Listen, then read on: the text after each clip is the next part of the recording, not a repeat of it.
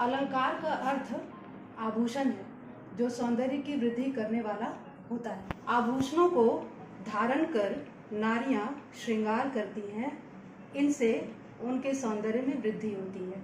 इसी प्रकार कवि अपनी रचनाओं में अलंकारों का प्रयोग करके उनके सौंदर्य में वृद्धि करते हैं।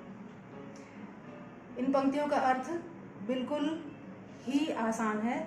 कवि ये कहना चाह रहे हैं कि जैसे आभूषण पहन करके औरतें अपनी सुंदरता बढ़ाती हैं, वैसे ही कवि अपनी कविताओं को सुंदर बनाने के लिए शब्दों का आभूषण उसे पहनाते हैं। इसकी परिभाषा कुछ इस प्रकार है: जिस साधन से काव्य के सौंदर्य में वृद्धि होती है उसे अलंकार कहते हैं। जिस साधन से काव्य के सौंदर्य में वृद्धि होती है, काव्य मतलब कविता, उसकी सुंदरता में वृद्धि करने वाला साधन ही अलंकार कहलाता है। अलंकार के भेद कितने प्रकार हैं इसके यहाँ पर बताया जा रहा है। अलंकार के मुख्य दो भेद होते हैं, शब्दालंकार और अर्थालंकार। आज हम लोग सिर्फ और सिर्फ शब्दालंकार पर ध्यान देंगे। शब्दालंकार जहाँ काव्य में शब्दों के विशिष्ट प्रयोग से सौंदर्य और चमत्कार उत्पन्न होता है। सुंदरता जब कविता में शब्दों के प्रयोग से होता है तब वहाँ पर शब्दालंकार होता है। जैसे मंद मंद मुस्काती मधुर ताल, कविता की पंक्तियाँ उदाहरण के रूप में दी गई है यहाँ पर। तनिक हिलती तैरती ताल में तरुणियाँ, इन पंक्तियों में म और त वर्ण की आवृत्ति मतलब दोहराव के कारण चमत्कार आया है, मतलब सुंदरता बढ़ी है। इससे इनके सौंदर्य में भी वृद्धि हुई है। अब देखिए यहाँ पर मंद मंद म वर्ण की यहाँ पर आवृत्ति हुई है, तनिक हिलती तैरती यहाँ पर त वर्ण की आवृत्ति हुई है। तो ये म और त के दोहराए जाने के कारण कविता की पंक्तियाँ अधिक सुंदर बन पड़ी है। कवि ने ऐसा प्रयास किया है कि वर्णों की आवृत्ति हो और कविता सुंदर लगे। जब भी कविता में शब्दों के कारण सौंदर्य वृद्धि होती है वहाँ पर शब्दालंकार होता है। अतः यहाँ पर शब्दालंकार है। प्रमुख शब्दालंकार है तीन: अनुप्रास, यमक और श्लेष। अब एक एक करके हम लोग देखेंगे कि अनुप्रास अलंकार किसे कहते हैं, यमक किसे कहते हैं और श्लेष किसे कहते हैं। अनुप्रास कविता में जहाँ समान ध्वनियों, वर्णों अथवा अक्षरों की पुनरावृत्ति होती है वहाँ अनुप्रास अलंकार होता है। पुनरावृत्ति, आवृत्ति का मतलब एक ही है, मतलब दोहराया जाना। कल कानन कुंडल मोर पखा उर्पै बनमाल विराजती है, इसमें क की 3 बार और ब वर्ण की 2 बार आवृत्ति हुई है। कल कानन क कुंडल 3 बार और यहाँ ब वर्ण की 2 बार आवृत्ति है, बनमाल विराजती ब। तो इस तरह से यहाँ पर वर्णों की आवृत्ति के कारण इन पंक्तियों में सौंदर्य उत्पन्न हुआ है। अनुप्रास अलंकार के अन्य उदाहरण भी यहाँ पर दिया गया है। चारु चंद्र की चंचल किरणें खेल रही थी जल थल में। देखिए इस पहली पंक्ति में ऊपर में च वर्ण की आवृत्ति हुई है, च च च, और उसके बाद फिर ल और ल, जिसके कारण काव्य की पंक्ति जो है अधिक सुंदर बन पड़ी है। ये मैथिली भाषा का एक उदाहरण है काव्य का। एल फैल खैल भैल घलक खलक में गैल गल, यहाँ पर भी ल वर्णों की आवृत्ति के कारण काव्य में सौंदर्य उत्पन्न हुआ है। उसके बाद तरणी तनुजा तट तमाल तरुवर बहु छाए, त वर्ण की कई बार आवृत्ति हुई है जिसके कारण कविता सुंदर बन पड़ी है। मान लीजिए कि तरणी की जगह पर नाव शब्द होता, तनुजा के जगह पर बेटी शब्द होता, तट की जगह पर किनारा शब्द होता, तमाल की जगह पर ताड़ होता, तरुवर की जगह पर वृक्ष होता, तो कविता की पंक्तियाँ उतनी सुंदर नहीं लगती जो त वर्ण वाले शब्दों के चुनाव के कारण कविता की पंक्तियों में सौंदर्य उत्पन्न हुआ है। तो जब कविता की पंक्तियों में वर्णों की आवृत्ति होती है, वर्ण बार बार दोहराए जाते हैं और सौंदर्य उत्पन्न होता है, तब वहाँ पर अनुप्रास अलंकार होता है। दूसरा भेद है शब्दालंकार का यमक अलंकार। जब कविता में किसी एक शब्द का एक से अधिक बार भिन्न भिन्न अर्थों में प्रयोग हो, भिन्न भिन्न मतलब अलग अलग, तब वहाँ पर यमक अलंकार होता है।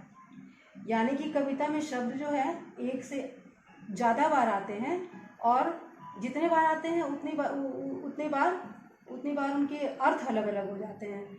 जैसे कि कनक कनक ते सौगुनी मादकता अधिकाय, इस लाइन में देखिए बिहारी कवि ने इस पंक्ति को जब लिखा है तो कनक कनक शब्द, दो शब्द लेकर आए हैं इसमें।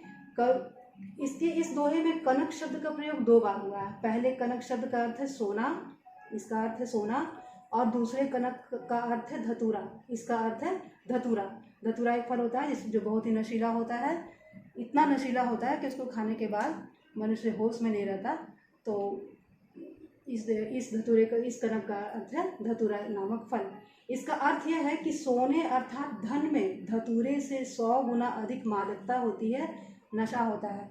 कवि जो है इन पंक्तियों के माध्यम से ये बताना चाह रहे हैं कि यदि मनुष्य के पास बहुत अधिक धन हो जाए, बहुत अधिक सोना मतलब बहुत अधिक धन हो जाए, कनक हो जाए, बहुत अधिक धन हो जाए, तो वो व्यक्ति जो है अपना, जैसे कि कोई नशा करने वाला व्यक्ति अपना विवेक खो देता है, वैसे ही बहुत ज़्यादा धन, अति किसी भी चीज़ की अति खराब होती है। बहुत ज़्यादा धन अगर हो जाए तो मनुष्य जो है वो अपना विवेक खो देता है, और इतना विवेक होता है कि वो उसका जो नशा है वह उसके विवेक को मार देता है।